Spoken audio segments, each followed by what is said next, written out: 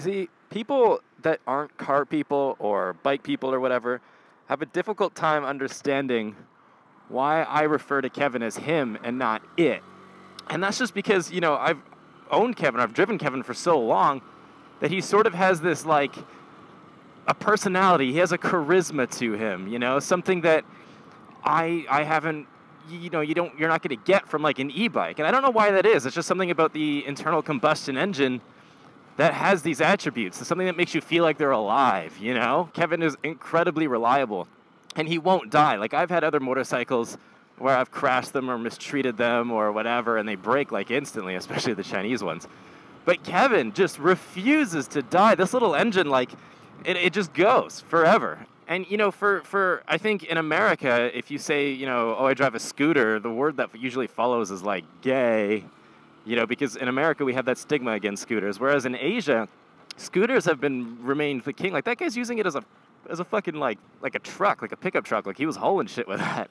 But, you know, in Asia, the scooter has remained king of personal transportation for years now, and that's not going to go away anytime soon, whether it's electric or petrol powered. But I have this personal, like, hate for e-bikes. I just don't like them at all. They kind of, like, take, like, that piece of shit. It takes all the fun away from, you know, owning a petrol-powered bike. They're slow. Their range is ridiculously low. And I'll get into e-bikes in a bit because my roommate has an e-bike, and I'm going to ride that and sort of explore what that's like to ride. But with Kevin, you know, I've taken him on trips all the way across the province, you know, even outside the province, and it's no problem. He'll do long distance, even though he's only 100 cc's. There's just, you know, I think my bond with this inanimate machine, I guess got Spider-Man on the back of his, my bond with this inanimate machine just grows bigger the more trips I do, the more memories I share with Kevin. And I think, you know, leaving China, if I could take one thing with me, it would be Kevin, for sure. And a lot of people, you know, if you're going to ask the question, are scooters gay? And then, you know, I think a lot of people would say, oh, well, it depends on where you are. Like, in the West, yes, in China, no. But not even, because I could see myself buying another Kevin and fucking tearing up a Western street on this thing. I can see that being ridiculously fun. You know, and if anyone were to, like, scream gay at me across the street as I ride by, well, that person doesn't know what he's missing. He doesn't know how fun these things are. You know, lane splitting like I'm doing right now way too fast is just so easy. It's effortless. Not to mention the cornering that this particular scooter has is incredible. You know, I'm not going to say all scooters have good cornering. Again, like e-bikes are awful. But this thing is just, it's so flickable. And, I mean, I've crashed Kevin going, like, you know, if you guys watched our most embarrassing stories in China video that me and C-Milk did, C-Milk hit me while I was riding Kevin going like 80 kilometers an hour. And Kevin honestly was fine. He just bent some forks, and that was it.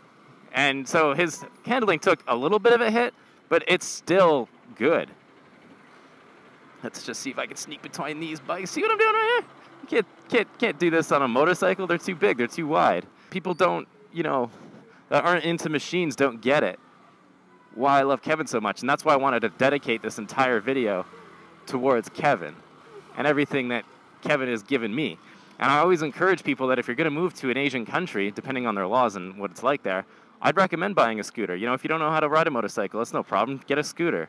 These things are brilliant. They're just so easy to ride. You got gas in your right hand, you know, just fucking open that shit up. It doesn't matter. It's not going to wheelie. It's not going to get any control because the motor is too small. You just fucking all day long that shit. And then the brakes are just both your hands. There's no gears or anything. They're ridiculously easy to ride. And they're fucking fun, and you can go on trips. If you're into traveling, if you watch Winston's videos or C-Milk's videos or my videos where we go to these other places, which I haven't done too recently. I really got to get back into riding around the province more, but you can do that on these things. You don't need a motorcycle. And honestly, these things are probably better than a motorcycle because if they break, everyone knows how to fix them. But, you know, Kevin has his flaws, you know. He's not the fastest scooter. He's not the best looking scooter, well, that's for fucking sure. But he is my favorite scooter. He's definitely my favorite scooter. You know, it's just, he's the best. Yeah! Fuck, that's fun. I get sexually aroused driving Kevin. Jesus, boy, look where you're going. You know, his brakes also don't work, because I've just found out that well. Probably should get those changed.